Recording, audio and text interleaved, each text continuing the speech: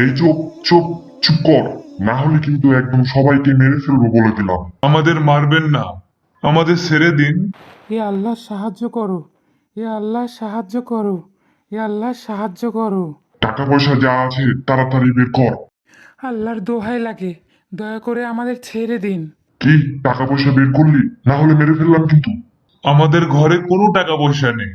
এ আল্লাহ সাহায্য করো, এ আল্লাহ সাহায্য করো, এ আল্লাহ সাহায্য করো।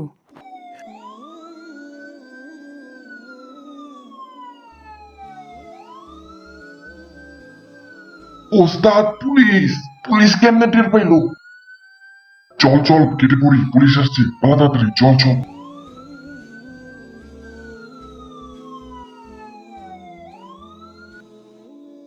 আরে টাকা পয়সা তো কিছুই নিতে পারেনি, এত কান্নার কি আছে তাহলে?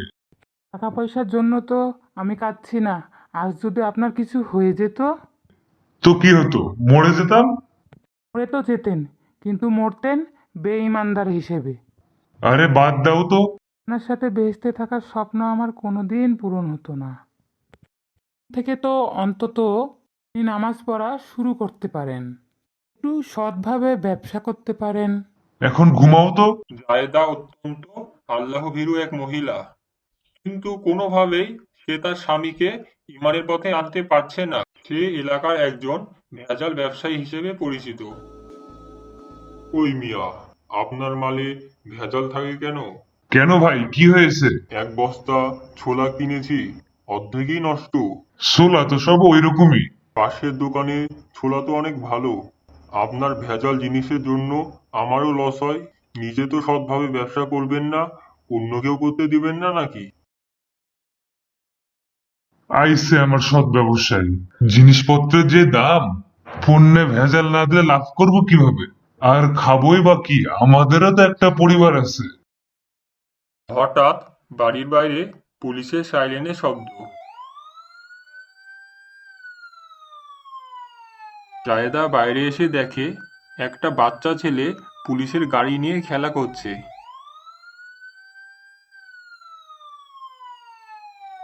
কাল রাতেও কি তুমি এই গাড়ি দিয়ে শব্দ করছিলে? হ্যাঁ। আসসালামু আলাইকুম ভাবি। ওয়ালাইকুম আসসালাম। আবি, ওর আব্বু কাল শহর থেকে এই গাড়িটি কিনে এনেছে, তারপর সে রাত থেকে গাড়িটি চালিয়ে যাচ্ছে। শব্দে ঘুমাতে পারছিলাম না ভাবি। ও আচ্ছা। হাতটা ব্যথা হয়ে গেছে রোজ রোজ এই পাঞ্জাবি ধুতে ধুতে। প্রতিদিন ধুতে হয়? হ্যাঁ ভাবি, ও নামাজ পড়ে তো আর ব্যবসাও করে, তাই রোজ রোজ পাঞ্জাবি পরে বাইরে যায়। তাই কাপড় পাক পবিত্র না হলে তো হয় না। ও তো নামাজও পড়ে না, তাই রোজ রোজ পাঞ্জাবি ধোয়ার প্রয়োজনও হয় না। কেন আপা, নামাজ পড়ে না কেন? পড়ে না তো কি করব ভাবি? বুঝাবেন। আপা, বুঝিয়ে হয় না। আল্লাহ তাআলা হেদায়েত না দিলে কি হয়?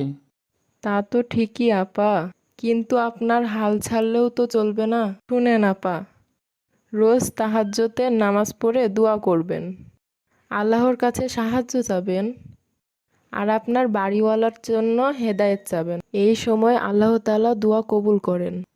হ্যাঁ আপা, এ একটা কাজে এখনো করা হয়নি। আজ থেকে আমি তাহাজ্জুদের নামাজ পড়ব ইনশাল্লাহ। আচ্ছা আপা, তাহলে আমি গেলাম। আমাদের বাড়িওয়ালা আবার খেতে আসবে এক্ষুনি। ও আচ্ছা আপা যান, আসসালামু আলাইকুম।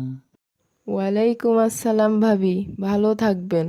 মাঝরাতে যখন স্বামী সন্তান ঘুমাচ্ছে, আল্লাহ, আপনি দয়াময়।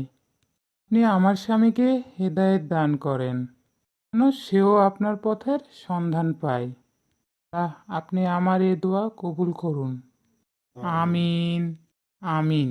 পরের দিন সকালে শামসুদ্দিন দোকান থেকে ফিরে জায়দাকে বলে, গতবারের যে পুরনো সোলার বস্তাটা আছে না, ওটা একটু রোদে দিও তো। ওগুলো তো নষ্ট হয়ে গেছে, ওগুলো আবার রোদে দিতে হবে কেন?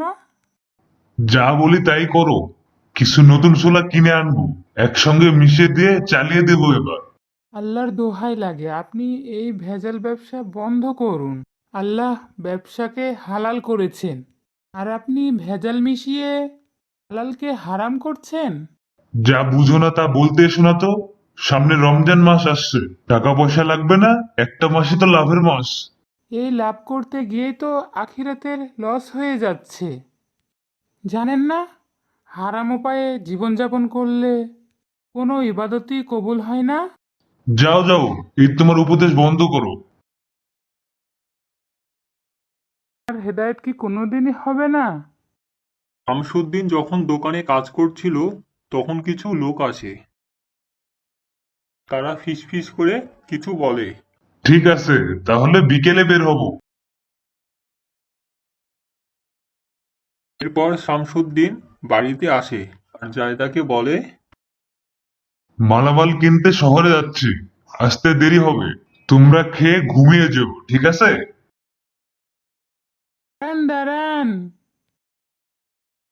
যদি কখনো বিপদে পড়েন তাহলে এই দোয়াটি সবসময় পড়বেন। লা ইলাহা ইল্লা আন্তা সুবহানাকা ইন্নী কুনতুম মিনাজ জালিমিন।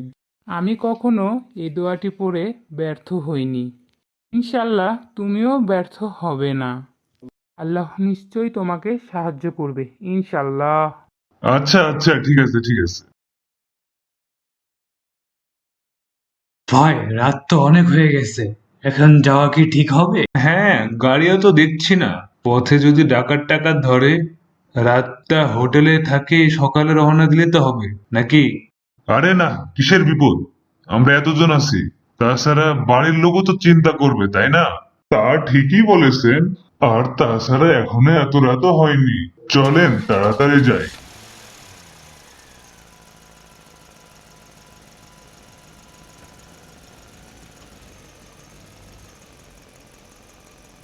কি হলো? রাস্তার উপরে গাছ পড়ে আছে, নামা ঠিক হবে? দাঁড়াও, সবাই একসাথে নামি। এই দাঁড়া, যা আছে সব দে, না হলে কিন্তু একদম শেষ করে ফেলবো বলে দিলাম। ভাই দয়া করেন, এগুলো আমাদের কষ্টের মালামাল। এগুলো নিলে আমাদের এবার রোজা না খেয়ে থাকতে হবে। চুপ চুপ শয়তানের বাচ্চা, একটা কথা বললে একদম ঘাট থেকে মাথা আলাদা করে দিব। ওস্তা, মনে হয় কথায় কাজ হবে না, তুই একটাকে মেরে দি, কি বলেন? এ আল্লাহ সাহায্য করো, এ আল্লাহ সাহায্য করো, এ আল্লাহ সাহায্য করো। ভাই, আমাদেরকে ছেড়ে দেন ভাই। দাঁড়ান দাঁড়ান, যদি কখনো বিপদে পড়েন তাহলে এই দোয়াটি সবসময় পড়বেন। কি যেন দোয়াটা বলেছিল? লা ইলাহা ইল্লা আন্তা সুবহানাকা ইন্নী কুনতুম মিনাজ জালিমিন। আমি কখনো এই দোয়াটি পড়ে ব্যর্থ হইনি।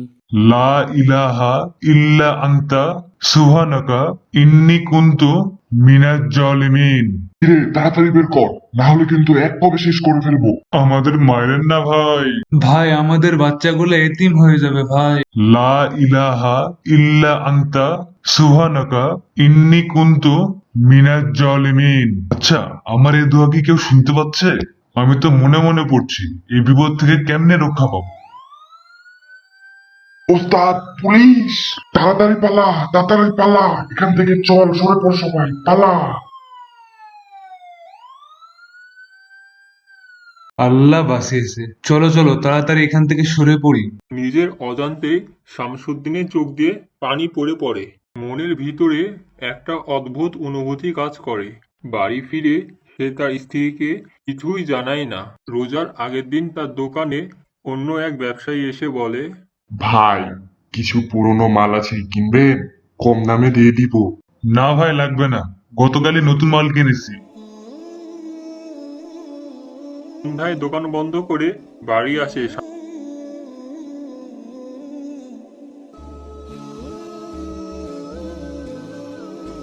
টুপিটা দাও তো। টুপি? টুপি কি করবেন? আজ থেকে নামাজ পড়তে যাব। আল্লাহ, সত্যি বলছেন আপনি? হুম। আল্লাহ আমার দোয়া কবুল করেছেন।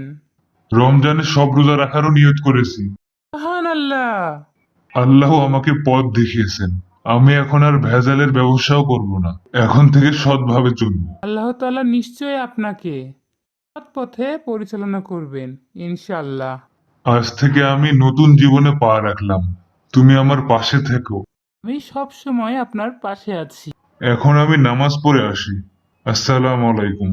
ওয়ালাইকুম আসসালাম। এই ছিল আমাদের আজকের গল্পটি। গল্পটি ভালো লাগলে লাইক, কমেন্ট এবং শেয়ার করুন। এরকম নিত্য নতুন ইসলামিক গল্প পেতে আমাদের ইসলামিক ঘটনা চ্যানেলটি সাবস্ক্রাইব করুন। ধন্যবাদ।